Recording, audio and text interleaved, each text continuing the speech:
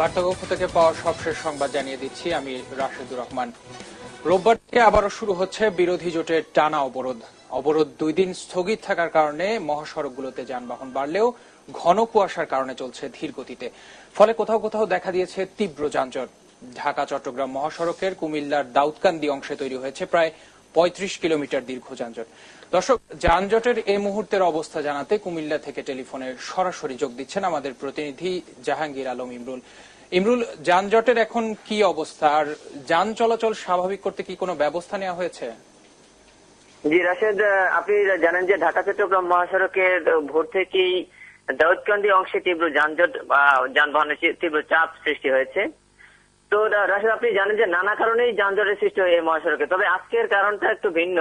তো এই কারণটার পেছনে অনেকে বলা যায় রাজনীতি জড়িত আছে। যেমন 18 দলের ঢাকা টানা হরতালে এবং টানা অবরোধের পর হঠাৎ 2 দিনের যে একটা বিরতি রয়েছে, এই 2 দিনের বিরতিতে চালকরা কার আগে কে যাবে এমন একটা প্রতিযোগিতার কারণেই মূলত এখানে একটা যানজটের সৃষ্টি হয়। তো আমি কথা বলেছি দাউদকান্দি এলাকায় কর্মরত হাইওয়ে পুলিশের সার্জন মোহাম্মদ হাসানের সাথে।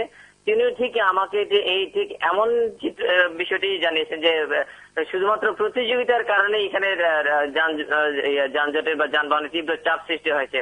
তো যথারীতি হাইওয়ে পুলিশ এবং জেলা পুলিশ যানবাহনের চাপ নিরসনের তারা রাস্তায় আছে বলে আমাকে জানিয়েছে আর কি। দর্শক, কুমিল্লা থেকে ঢাকা চট্টগ্রাম মহাসড়কের যানজটের অবস্থা জানাচ্ছিলেন সহকর্মী ইমরুল।